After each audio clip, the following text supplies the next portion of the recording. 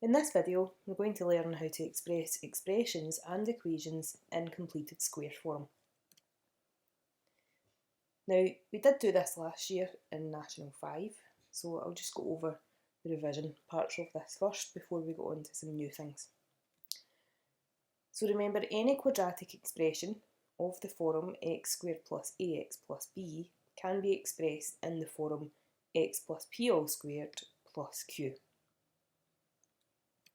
And if we had y equals x squared plus ax plus b, meaning that we can graph that, we can express that as y equals x plus p all squared plus q. Now, when we get on to some examples, we'll talk about the values of p and q and where those come from. Now, if we look at this equation here, the turning point of that parabola is going to be negative pq. Those are the coordinates. And the equation of the axis of symmetry, remember the equation of the axis of symmetry of a parabola is always a vertical line, so that takes the equation x equals, and it's x equals, and it's the x coordinate of the turning point. Now, let's go over an example as a bit of revision from last year. So we want to write f of x equals x squared plus 8x minus 3 in the completed square form, basically. We then want to state the turning point of the function and its nature, and then part C, we want to state the equation of the axis of symmetry. So obviously we need to start off with f of x equals x squared plus 8x minus 3. Now, last year you will have learned how to complete the square using the grid method. So I'm going to set up my grid, and you can see that I've chosen x plus 4 and x plus 4. Become clearer in a second why it's 4. So multiplying throughout my grid, I've got x squared here, 4x, another 4x. Now this is the important part, because these two 4x's here give me the 8x that I had in my original equation. So that's where I've got these 4's from here. I have halved the coefficient of my x term, and that tells me what should go here. And completing my square then, I get 16. Now, so far, I have expanded x plus 4 all squared. However, x plus 4 all squared gives me x squared plus 8x plus 16. I wanted x squared plus 8x minus 3. So you can see there that those don't match. So I need to say to myself, right, 16 plus what gives me negative 3. So hopefully you've realised by now that that's negative 19. And that then helps me to complete the square into what the equation actually was originally. So that is the answer to part A. Now part B, the nature of the turning point, well, my x squared term was positive, so that means it's a minimum turning point. And remember, my turning point comes from solving this bracket equal to 0. So x plus 4 equals 0, so x equals negative 4, that's my x ordinate, and my y ordinate is negative 19. And finally, I'm going to state the equation of the axis of symmetry. So remember, the axis of symmetry is always a vertical line, so it's x equals, and it's the x ordinate of the turning point. So the equation of the axis of symmetry is x equals negative 4. Now we'll just have a quick look at that graph as well. So if I plot x squared plus 8x minus 3, it's equal to f of x, obviously. You can see here that parabola is the red curve, and I said it had a minimum turning point, which it does, at negative 4, negative 19, you can see that there, and you can see the axis of symmetry here, x equals negative 4. So just now would be a good time to pause the video and copy this example down in your notes.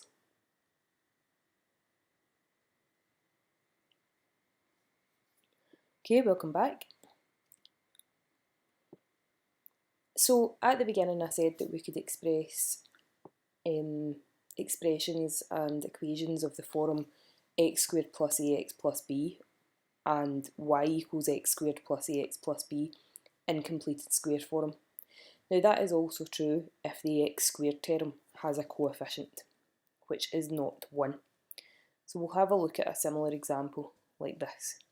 So express 3x squared plus 6x plus 18 in the form a bracket x plus b all squared plus c. So hopefully you can see that the difference here is the fact that there is a 3, and before we've just been used to having, it would be x squared plus 6x plus 18, but we've now got 3x squared plus 6x plus 18. Now the solution, you might be thinking you can complete the square straight away on this. You can, but it would be very complicated. So what we're going to do to start with is I'm going to take out a common factor, but I'm only going to take a common factor out of the first two terms, so of the 3x squared and the 6x, and it's only a numerical common factor I'm taking out here. So the numerical common factor here is 3, and that leaves me with x squared plus 2x, and at the end I've still got my 18 because I didn't take the common factor out of the 18, I left that as it was. Now that x squared plus 2x, that is what I'm going to complete the square on. So remember, to form my grid, I half the coefficient of the x term, because when I multiply, I get my 2x. Now to complete the square here, I've got x squared plus 2x plus 1, and that is the expansion of x plus 1 all squared. But you can see I don't have a 1 here, I actually have 0. So I need to adjust this somehow. So I need to say to myself 1 plus what gives me 0, and that is negative 1. So you can see completed square form is x plus 1 all squared minus 1. Now if I go back to what I had originally, remember it was x squared plus 2x was what I completed the square on, so I'm going to replace that with my completed square form. So I'm going to get 3 bracket x plus 1 all squared minus 1, and then I've still got my plus 18. And expanding gives me 3 multiplied by x plus 1 all squared minus 3 plus 18, and that gives me positive 15 at the end.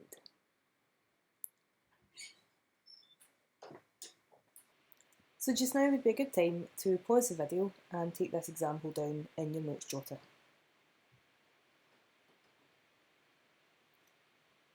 Okay, welcome back. So we're going to look at another example, again where the coefficient of the x squared term is not 1.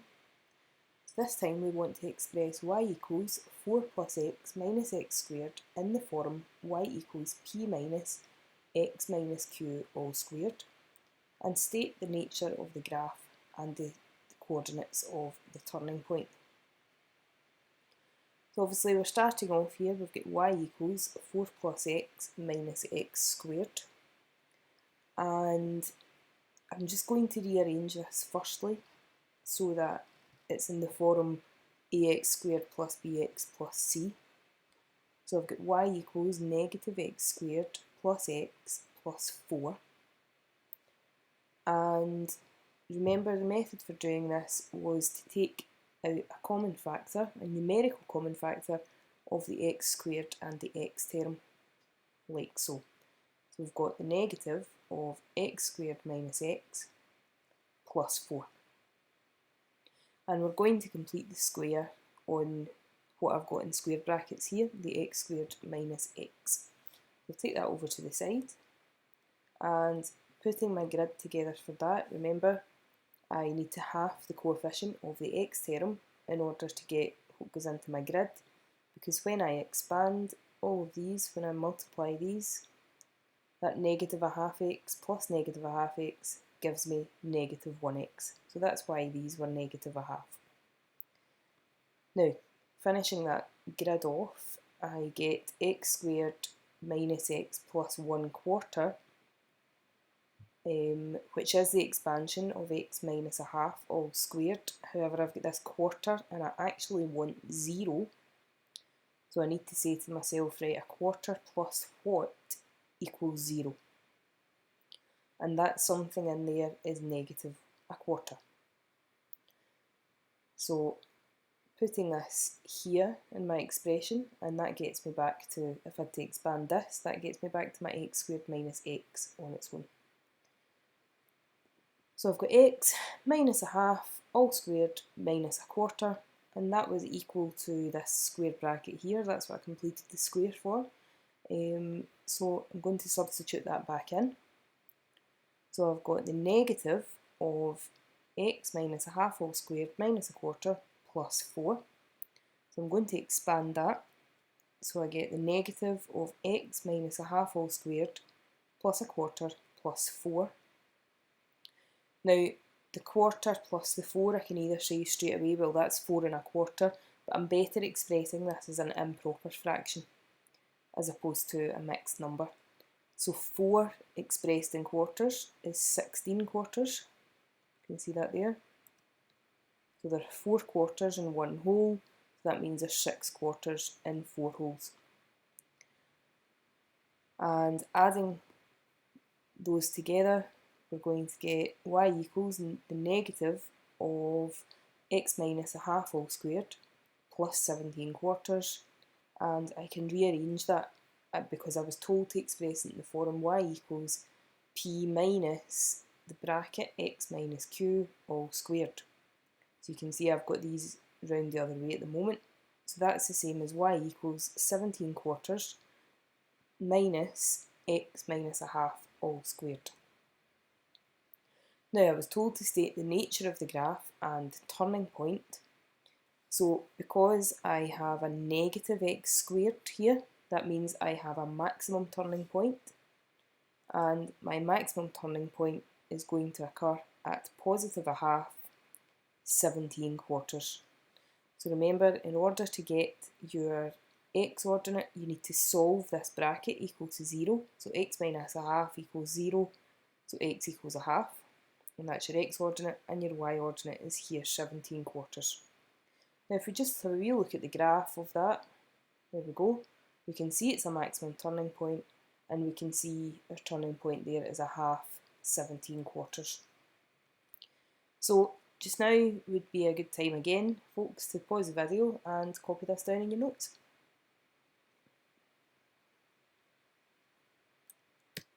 And one last example. You don't see it too often, but it may help you in some problems. So we want to solve 5x squared plus 10x minus 9 equals 0 using completing the square. Now previously we could have factorised this and solved it using the roots of the equation. Alternatively, I could have used the quadratic formula. But this time we are going to use completing the square, so it's an alternative method to solving quadratic equations. So we've got our 5x squared plus 10x minus 9 equals 0, and we know by now if we're completing the square we need to take a numerical common factor out of the first 2 terms. So that gives us 5 bracket x squared plus 2x minus 9 equals 0. So I'm completing the square on the x squared plus 2x, and by now we know that we need to half the coefficient of the x term to tell us what to use in our grid. And when we expand that, we're going to get x squared plus 2x plus 1, and remember that's the expansion of x plus 1 all squared. But we've got this extra 1 here, and we should have 0. So 1 plus what gives us 0, and that is negative 1. So x squared plus 2x in completed square form is x plus 1 all squared minus 1. So take that back over to my original equation over here. So that gives me 5 bracket x plus 1 all squared minus 1 then minus 9. Now expanding basically multiplying my 5 by that squared bracket, I get 5 bracket x plus 1 all squared minus 5 minus 9, and simplifying that gives me 5 bracket x plus 1 all squared minus 14. Now I want to solve this equation for x, so I'm going to add my 14 to both sides to give me 5 bracket x plus 1 all squared equals 14. And remember, all the time if I'm trying to solve for x, I'm trying to isolate the x. So I this time need to divide through it by 5 and then square root both sides. We need to remember when you take the square root of something, that is both positive and negative. So x plus 1 is equal to positive root 14 fifths and negative root 14 fifths. And we then need to subtract 1 from both sides. So x is equal to negative 1 plus or minus square root of 14 fifths. Now, had you used the quadratic formula, the negative b plus or minus the square root of b squared minus 4ac all over 2a, and a, b and c are here, 5, 10 and negative 9, you would have got the same answer. So like I said at the beginning, this is only an alternative method to solving quadratic equations. And if we just have a wee look at the graph of this as well, we wanted to solve this being equal to 0, and that is the roots of the equation. So it's where it cuts the x-axis. So you can see here there's two answers. So this one is the negative 1 minus root 14 fifths, and this one is negative 1 plus root 14 fifths. Again folks, space in your notes for this, so if you copy this down before the screen goes blank.